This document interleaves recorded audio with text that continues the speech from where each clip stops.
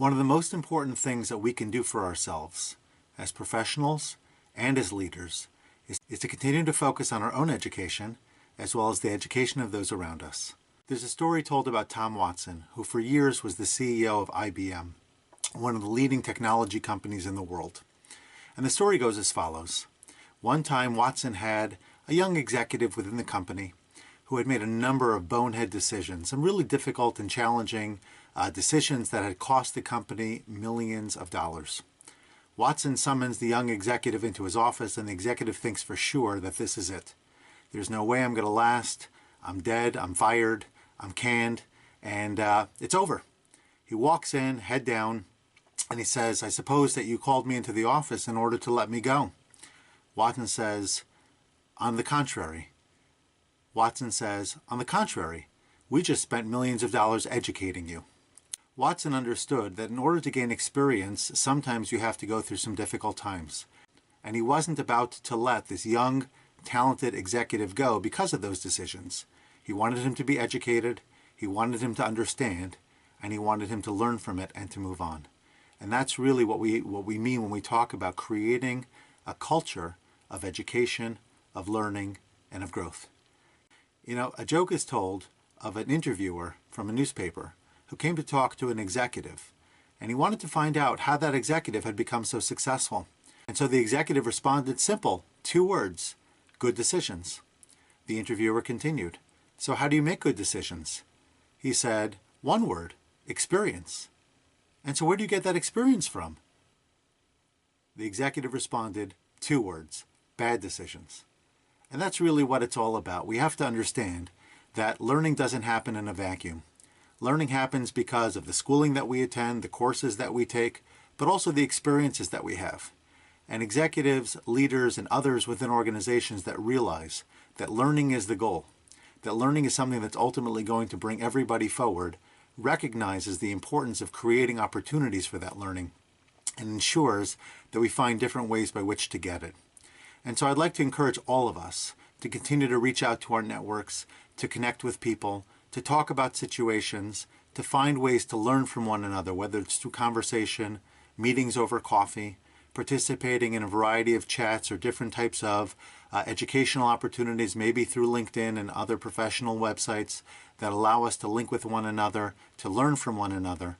That's certainly something that's really, really critical and something that I would encourage all of us to continue to do. On top of it, I think it's important for us to remember that while sometimes we want to invest in everybody else, we also have to remember that it's important to invest in ourselves.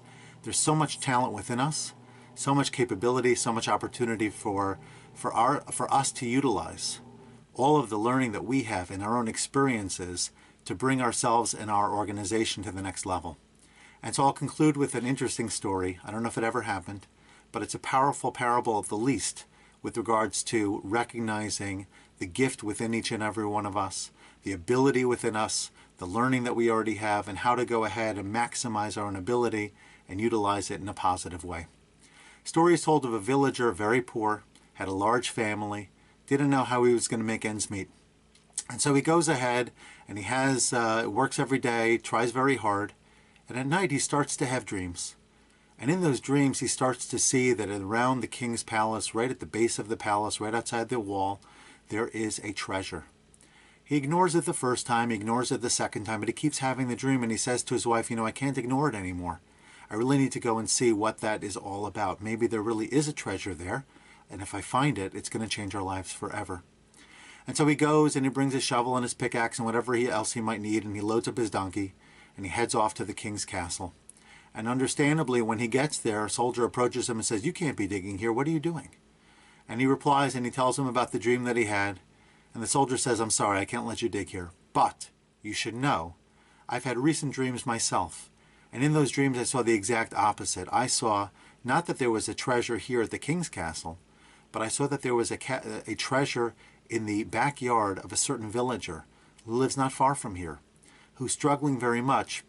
But right there in his backyard, if he only knew that in that backyard there was a treasure, it would change his life forever." The villager says, "Thank you very much." He heads back home. He goes straight to the backyard, takes out a shovel again, and lo and behold, he finds the treasure. Sometimes we look elsewhere for all of our inspiration, and yes, we certainly need to do that. We need to be watching inspirational videos. We need to be reading books. We need to invest in our learning in a variety of different ways. But we also have to realize the greatest gift we have is not outside of us. The greatest gift we have is within us. And if we can figure out ways by which to tap into that potential, to tap into those resources, to build upon that, and to recognize and deepen the treasure we already have, then we can become the very best leaders, team members, organizational contributors that we can possibly be, and live a happy, fulfilled life each and every day.